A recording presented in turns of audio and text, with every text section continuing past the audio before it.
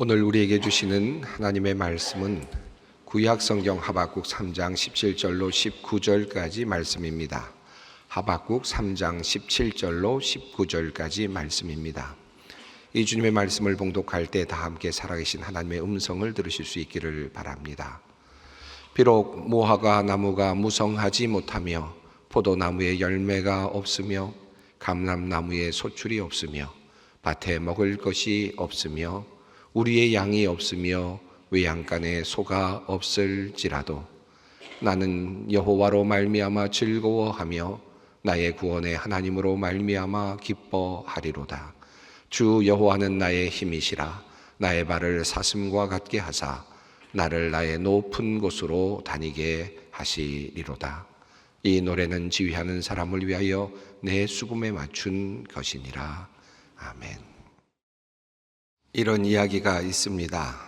한 번은 악마가 자신의 사업을 접기로 하고 적당한 가격을 지불하는 사람에게 자신이 사용하던 도구를 팔겠다라고 발표를 하였습니다. 판매 당일날 그 도구들은 모두 매력적으로 진열이 되어 있었습니다. 그곳에는 아주 흉측한 물건들이 많이 있었습니다. 악의, 시기, 증오, 질투, 관능, 정욕, 속임수, 그 밖에 많은 악한 도구들이 펼쳐져 있었습니다. 그리고 그곳에는 각각 가격이 표시되어 있었습니다. 그것들과는 별개로 언뜻 보면 무해해 보이는 쐐기 같은 모양의 도구가 한편에 놓여 있었습니다. 그런데 그곳에 붙어 있는 가격이 상당히 높았습니다. 매우 비싼 가격이 되어 있었습니다. 누군가가 악마에게 물었습니다. 이것은 무엇에 쓰는 물건입니까? 라고 그렇게 묻자 악마가 대답을 합니다. 낙담입니다. 실망이라고도 부르지요. 그런데 왜 이것이 그렇게도 비싼 겁니까? 라고 그렇게 묻습니다. 그러자 악마가 대답합니다. 왜냐하면 이것이 다른 어떤 것들보다 가장 유용한 나의 도구이기 때문입니다. 다른 어떤 도구로도 사람의 의식에 접근할 수 없을 때 나는 이 낙담이라고 하는 이 쐐기로 틈을 내어서 사람 속으로 비집고 들어가곤 합니다. 그리고 일단 그렇게 들어간 후에는 내가 가지고 있는 모든 다른 도구들을 사용해서 그 일을 할 수 있습니다. 그래서 이 도구는 어떤 도구보다 유용합니다. 그리고 한 가지, 이 도구가 값이 비싼 이유는 이 쐐기가 아직 악마가 사용하는 도구라는 사실을 사람들이 잘 모르고 있기 때문이기도 합니다. 자, 그러자 누군가가 묻습니다. 그렇다면 당신은 이 낙담, 실망이라고 하는 이 도구를 가지고 항상 성공하였습니까? 실패한 경우는 없었나요? 라고 묻습니다. 그러자 악마는 오랫동안 망설이다가 마침내 낮은 소리로 답을 합니다. 감사하는 사람에게는 이 도구를 사용할 수가 없었습니다. 내가 이 사업을 그만두려는 이유도 사실은 감사하는 사람 때문입니다. 1911년 윌리엄 레스본이 쓴 악마의 경매라고 하는 그 소책자에 실려 있는 내용입니다. 이 이야기는 여러 번 각색이 되고 또 1952년 1월 가이드 포스트 매거진에도 실렸던 그런 글이기도 합니다. 지금까지도 많은 사람들에 의해서 회자되고 있는 이야기이죠. 실망이라고 하는 무기가, 낙담이라고 하는 무기가 얼마나 강력한 힘을 발휘할 수 있는지를 알려주고 있는 그런 글이기도 합니다. 그런데 그 글의 말미에서 그는 이렇게 또 한마디를 덧붙이고 있습니다. 낙담에 대한 이 악마의 가격표가 너무 비싼 나머지 그것은 팔리지 않았습니다. 그래서 지금도 악마는 그것을 여전히 소유하고 있으며 여전히 그것을 사용하고 있습니다. 라고 그렇게 말미에 남겨두고 있습니다. 100년이 지난 이야기지만, 100년도 넘은 이야기지만 여전히 아마도 그 낭망이라고 하는, 낙담이라고 하는 이 악마의 이 도구는 악마의 소유로 남아있는 듯 보입니다.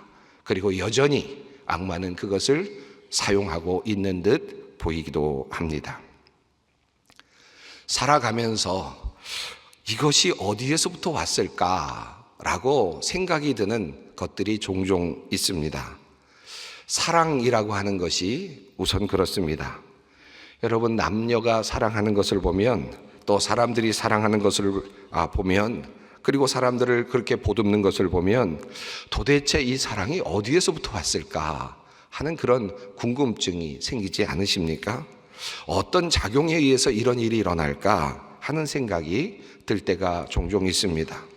제가 주례를 할 때마다 느끼는 것입니다마는, 서로 함께 살아가겠다고 주례자 앞에 신랑과 신부가 서 있는 모습을 보면서, 그리고 가난해도 병들어도 함께 하겠습니다 라고 당당하게 약속하고 있는, 그 무모한 약속을 하고 있는 그 모습을 보면서 도대체 이런 생각이 어디서 왔을까? 이런 의식이 어디서부터 올까? 이런 마음이 어디서부터 왔을까? 이렇게 이것을 가능하게 만드는 이 사랑은 도대체 무엇일까? 하는 그런 생각을 하곤 합니다. 감사라고 하는 것도 비슷하게 느껴집니다. 도대체 이 감사의 마음이 어디에서부터 온 것일까요? 왜 사람들은 감사라고 하는 의식 체계를 가지고 있는 것일까요? 한편 실망도 그러합니다. 왜 그런 것들이 우리의 세계 안에 존재하고 있는 것일까요? 발전하는 뇌과학이 우리에게 그 답을 알려줄지는 모르겠습니다만은, 분명한 것은 우리에게 사랑이라고 하는 것이 존재하고 있고, 또 감사라고 하는 것이 존재하고 있다라는 것입니다. 물론 실망도 존재하고 미움도 존재합니다. 그런데 이 모든 것들이 사실은 우리를 정반대의 삶의 방향으로 이끌어갈 수 있다라고 하는 사실이 매우 흥미롭습니다. 마치 세계관을 형성하는 근간이 아닐까라고 생각이 되는 그런 것들이기도 합니다. 우리는 때로는 실망하고 때로는 감사하지만, 그러나 이 둘은 항상 함께 하지는 못합니다. 둘은 서로 방향이 완전히 다릅니다. 우리 안에는 실망이라는 것이 있고 낭망이라는 것이 있고 동시에 감사라는 것이 있기도 합니다. 그런데 이것을 동시에 함께 사용할 수는 없습니다. 하나를 택하게 되어 있죠. 우리가 인생을 살아가다 보면 낭망하고 실망할 만한 것들을 무수히 만나게 됩니다. 문제를 세고, 그리고 어려운 것들을 나열하며 힘든 것들을 말하기 시작한다면 우리는 아마도 끝없이 그 문제를 말할 수 있을 것이고, 또 어려움에 대해서 토로할 수 있을 것입니다. 그래서 실망은 끝이 없을 것이고 낙담도 한계가 없을 것입니다. 그리고 이것들은 우리를 결국은 불행한 삶으로, 불행한 인생으로 우리를 이끌어가고 말 것입니다. 반대로 감사도 그러합니다. 감사한 일을 세워본다면 더 많은 감사한 일들이 드러나고 나타날 것입니다. 복을 세는 사람이라면 더 많은 복을 셀 수 있을 것입니다. 감사는 감사를 낳게 될 것이고, 감사는 행복감을 우리에게 줄 것입니다. 이 감사는 나에게만, 나 자신에게만 행복감을 줄 뿐만 아니라 실은 모든 것을 살리는 놀라운 능력을 가지고 있기도 합니다. 관계를 살리고, 그리고 또 공동체를 살리며, 그리고 사회를 살리는 그와 같은 능력이 있습니다. 누군가가 어떤 사람에게 감사한 마음을 가지고 있고 그것을 표현하게 된다면 둘 사이에는 좋은 관계가 만들어질 수밖에 없습니다. 누군가 반대로 섭섭한 마음을 가지고 있고 그것을 표현하게 된다면 둘 사이는 결국 나빠질 수밖에 없을 것입니다. 남편과 아내의 관계도 그러하고 노와 사의 관계도 그러합니다. 우리의 모든 관계, 모든 것들이 그 원리 속에 함께 놓여 있습니다. 저는 종종 길을 가다가 어떤 건물 앞에서 마이크를 크게 틀고 절규하듯이 시위하는 분들의 모습을 보면서 저렇게 문제를 제기하고 분노를 말하고 싸움을 만들어가는 저 사람들은 과연 행복에 이를 수 있을까? 정말 행복할까? 행복에 다다를 수 있을까라는 그런 생각을 하곤 합니다. 아마도 그도 나름 모두가 행복하자고 하고 있는 일일 것입니다. 그런데 결국은 행복과는 정반대로 가고 있는 것은 아닐까 하는 그런 생각을 하기도 합니다. 문제를 보면 문제는 더욱더 많이 보일 수밖에 없습니다. 감사한 일을 생각하면 감사가 더 많이 보일 수밖에 없습니다. 그렇다고 잘못된 모든 것들을 덮어두자는 것은 아닙니다. 잘못된 문제들을 나름대로 창의적인 방법으로 해결하고 또 그 문제들을 해소해야 하겠죠. 그런데 잘못된 문제를 하나 풀어낸다면 그것을 나름대로 풀어낸다고 우리가 완전에 이를 수 있을까요? 행복에 이를 수 있을까요? 또 다른 문제가 보이겠죠. 또 다른 만약에 그런 과정 속에서 혹시라도 원망감이나 실망감이 또는 분노가 함께하고 있다면 그 문제가 풀릴지는 모르지만 그 사이에 또 다른 문제들이 그 속에서 나타나고 생성되게 될 것입니다. 여러분, 부부싸움 해보셨습니까? 저도 시인할 수도 없고 부정할 수도 없을 것 같긴 합니다만은 부부싸움을 하시면서 경험하는 일들이 있지 않겠습니까? 어떤 문제에 대해서 시가의 문제라든가 또는 친정의 문제라든가 자녀의 문제 등으로 다툼이 있을 때 원망이나 실망이나 분노의 감정이 동원될 때가 있죠. 결국 그 후에 문제가 해결될 수 있다고 하더라도 또 다른 문제가 잠재적으로 잉태되는 경험들을 아마도 많이 하셨을 것입니다. 시가의 문제를 놓고 나름대로 문제를 풀려고 노력해서 결국은 문제를 풀었는지 모르지만 그 문제가 해결된 다음에는 또다시 친정의 문제가 또다시 나올 수도 있겠죠. 끊임없는 문제의 돌출이 일어날 수도 있을 것입니다. 우리는 이와 같은 방식으로는 결코 우리를 행복으로 이끌 수 없다는 것입니다. 반면에 감사는 또 다른 길을 우리에게 안내합니다. 감사하는 일이 처음에는 아주 작은 일처럼 보이기도 합니다. 또 감사하는 일이 어떤 것도 다 해결하지 못하는 것처럼 보이기도 합니다. 우리가 가지고 있는 산적한 문제들을 하나도 해결하지 못하는 것처럼 보일 때도 있습니다. 그런데 이 감사의 태도는 사람들의 마음을 움직이고 그리고 변화를 만들어내곤 합니다. 감사하다라고 하는 이 말 한마디가 시가의 문제를 풀게 되고 친정의 문제도 함께 풀게 되지요. 또 다른 여러 가지 문제들도 함께 풀리게 됩니다. 전혀 생각하지 않았던 문제들까지도 이 감사가 점점 더 많은 문제들을 풀어내는 경험들을 우리는 하곤 합니다. 그러므로 감사는 하나님께서 우리 인간에게 주시는 행복을 여는 매우 중요한 무기라고 할 수 있습니다. 이 감사를 활용하면 우리는 정말 행복해질 수 있습니다. 저의 결혼한 딸에게 그리고 얼마 전에 아이를 낳은 딸에게 제가 한 가지 매우 중요하게 그저 한마디를 해준다면 무슨 말을 할까라고 생각을 하다가 저희 아이가 오고 갈 때마다 또는 말을 할 때마다 꼭 말해주고 있는 한 가지 말이 있습니다. 그것은 무조건 감사하다는 마음을 가져라. 그리고 무조건 감사하다고 말해라. 감사하다고 이야기를 해라. 고맙다고 이야기를 해라. 라고 그렇게 조언을 해주곤 합니다. 저희 딸이 종종 그럴 때는 아니 당연히 하는 일인데 뭐 남편으로서 해야 될 일인데 아빠로서 해야 될 일인데 뭐 라고 그렇게 이야기를 할 때에도 저는 아이에게 그렇게 이야기를 합니다. 그래도 감사한 마음을 가져라. 그리고 감사하다고 이야기해라. 고맙다고 이야기해라. 그러면 네가 행복해질 수 있을 거야 라고 제가 말을 하곤 하였습니다. 여러분에게도 그 말씀을 드리고 싶습니다. 정말 감사해 보이지 않아도 그리고 지적해야 될 많은 문제들이 산적해 있다고 하더라도 감사한 마음을 표현해 보십시오. 여러분의 상황이 바뀌고 여러분은 행복을 누리실 수 있게 될 것입니다. 어떻게 이렇게 감사를 표현할 수 있단 말인가? 어떤 조건에서도 우리가 감사를 할 수 있단 말인가? 나는 도저히 할 수 없다 라고 그렇게 말씀하시는 분들이 꽤 많이 있을 겁니다. 여러분, 그러나 감사를 해야만 합니다. 그래야 내가 살 수 있고 사실은 우리 모두가 살 수 있습니다. 요즘 빈대, 사라졌던 빈대가 다시 나타났다, 출몰했다라고 해서 많은 사람들이 긴장을 하고 있고 또 위생 관념들을 지금 계속해서 지금 이렇게 점검하고 있는 것 같이 보입니다. 이 빈대, 여러분 빈대 때문에 감사한 사람 보셨습니까? 빈대를 만나서 감사했던 사람 아십니까? 코리텐 붐이라고 하는 분이 쓴 주는 나의 피난처라고 하는 이 책에 쓰여진 글이 있습니다. 2차 세계대전 당시 유대인에 대한 탄압이 계속되고 있었을 때, 나치가 기승을 부리고 있었을 때 이 코리라고 하는 사람의 가족은 유대인들을 집에 잠시 숨겨두게 됩니다. 그런데 그만 그것이 발각이 되어서 온 가족이 독일 강제 수용소에 그만 들어가게 됩니다. 코리와 함께 들어간 언니가 있었는데 그 언니는 베시라고 하는 이름을 가진 언니였습니다.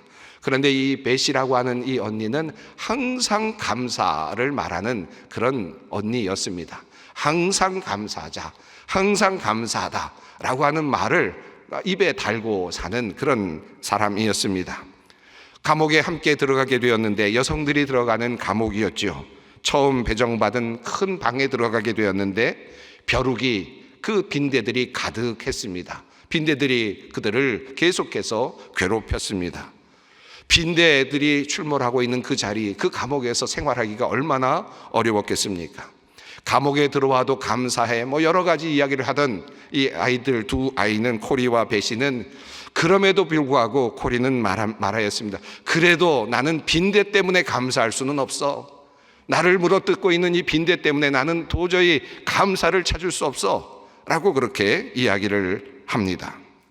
그런데 그러면서 그곳에서 함께 그들은 예배를 드리고 기도를 하고 그곳에 있는 모든 사람들을 전도도 하고 함께 예배하는 그런 시간들을 보냈는데, 그렇게 예배를 드리고 그렇게 성경 공부도 하고 하는 그런데도 불구하고 간수들이 그들을 제지하지 않더라는 것이죠. 왜 그럴까? 왜 간수들이 우리에게 그렇게 험하게 대하지 않을까? 여성들이 몰려있는 것이니까 비인격적으로 대할 수도 있을 것이고 얼마든지 여러 가지 그런 어려운 문제들이 많이 있을 수 있을 것 같은데 왜 그런 일들이 일어나지 않았을까? 후에 그들은 나중에 생각을 하고 알게 되었습니다. 바로 간수들이 그들에게 접근하지 않았던 한 가지 이유는 빈대 때문이었습니다. 빈대들에게 옮지 않기 위해서 간수들이 그 여성들과 접근을 하지 않았고, 그들이 그것을 무엇을 하든지 그곳에서 예배를 드리든지 그들이 함께 어떤 것을 하든지 간섭하지를 않았던 것입니다. 결국 그것 때문에 그들은 나중에 감사를 주님께 드립니다.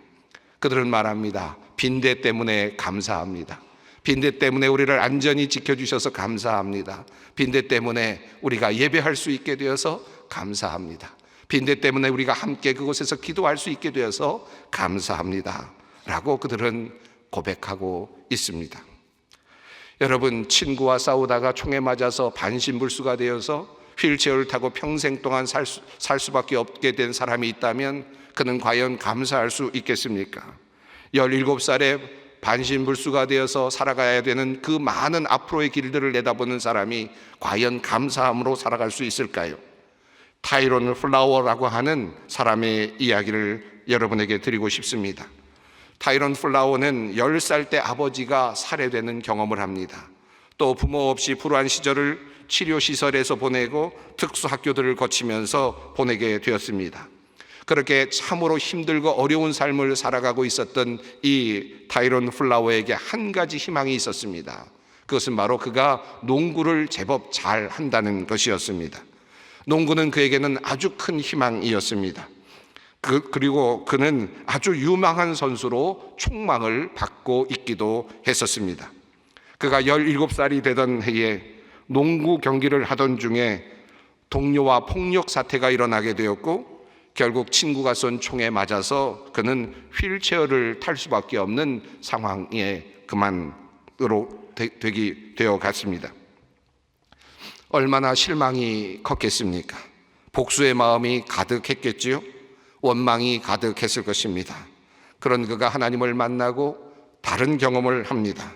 하나님과의 대화에서 그는 분노와 자기 연민을 넘어서 용서와 새로운 관점으로 나아갑니다. 그는 이런 생각을 하기 시작합니다. 왜 나 같은 사람을 하나님이 구원하셨을까? 그리고 왜 하나님은 내가 겪는 이와 같은 어려운 일들을 왜 겪도록 만드셨을까? 이렇게 힘들고 고통스러웠던 시간들, 이 모든 것들을 겪게 하신 하나님은 무슨 뜻이 있으셨을까? 그 목적이 있으셨을까?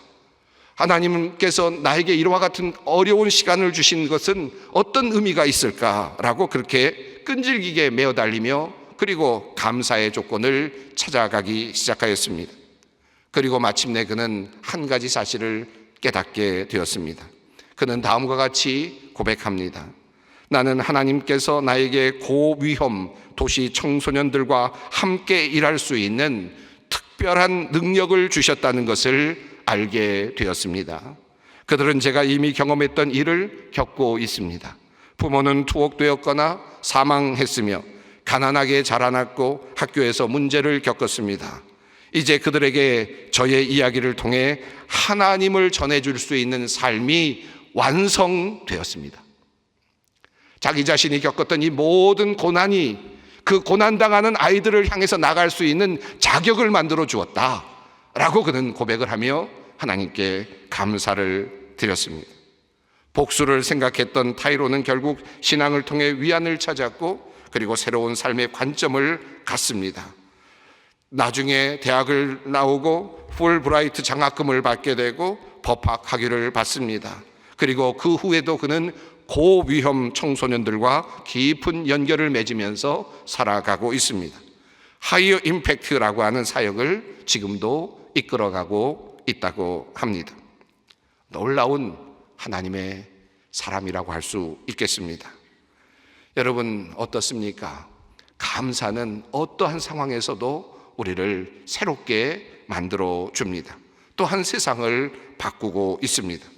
감사는 우리를 행복으로 이끌어주는 열쇠라고 할 수 있습니다. 오늘 말씀인 하박국은 유다를 향한 하나님의 심판 소식을 주님께로 듣는 바로 그 내용과 연결되어 있는 본문 말씀입니다. 이제 바벨론이 유다를 침략할 환란의 날이 다가오고 있음을 하나님께로부터 듣는 것입니다. 하박국은 참으로 참혹할 바로 그 이스라엘의 미래를 하나님께로부터 듣습니다.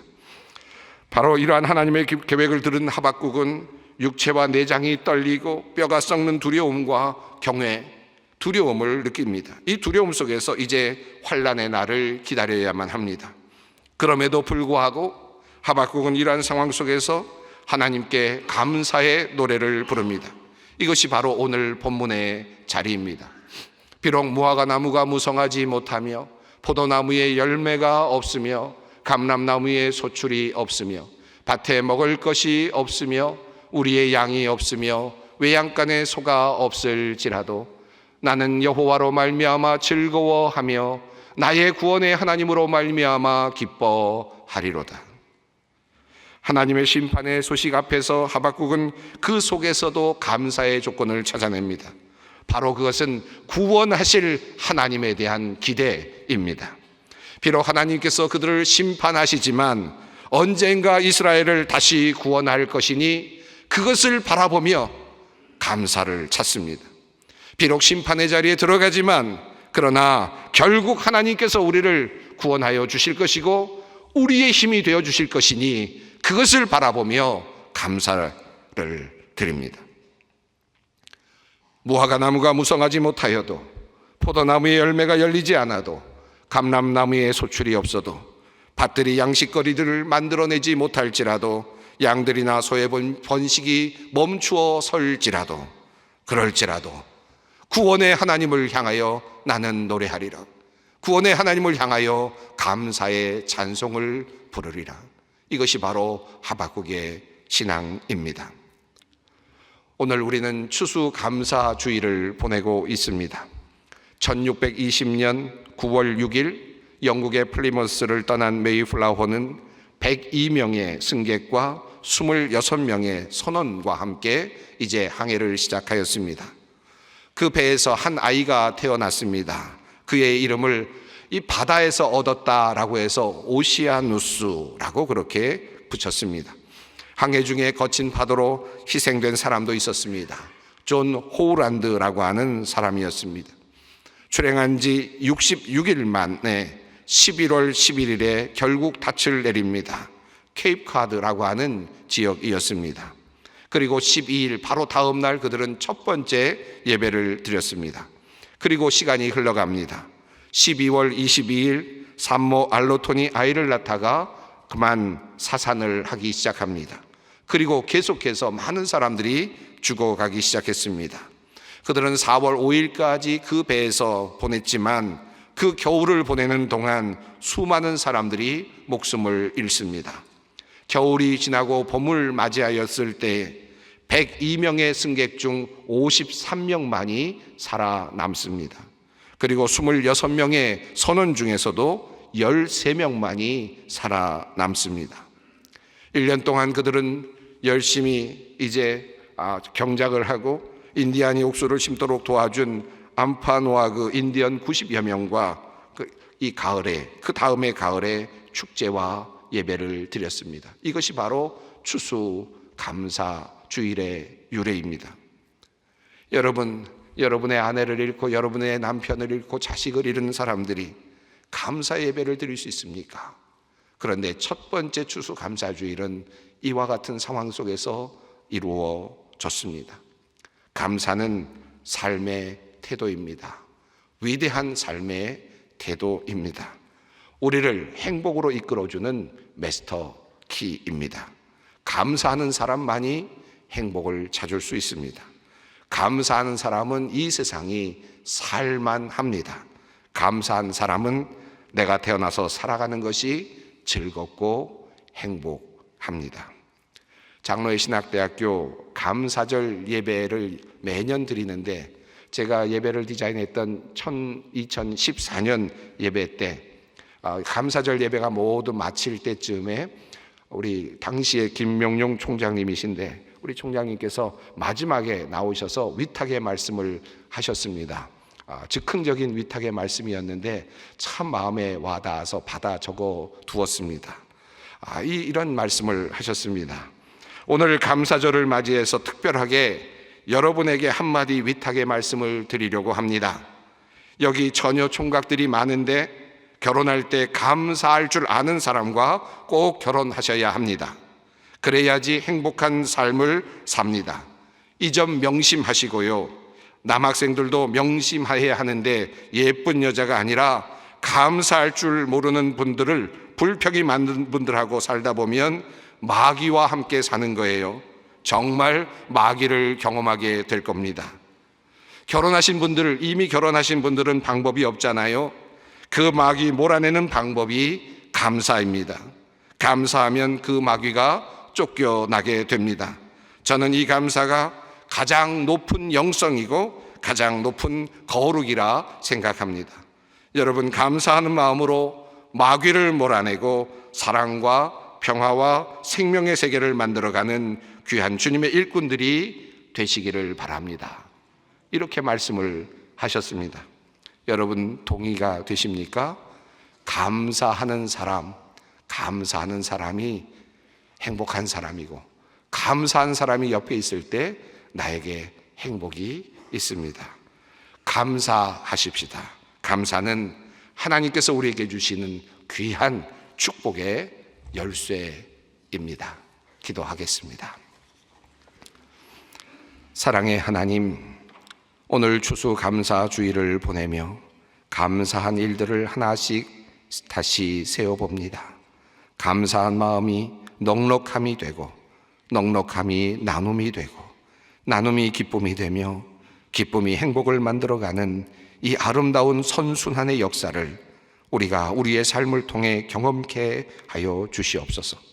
이 감사를 통하여 주님께서 내려주시는 큰 복을 누리는 우리 모두가 되게 하여 주시옵소서. 예수님의 이름으로 기도드립니다. 아멘.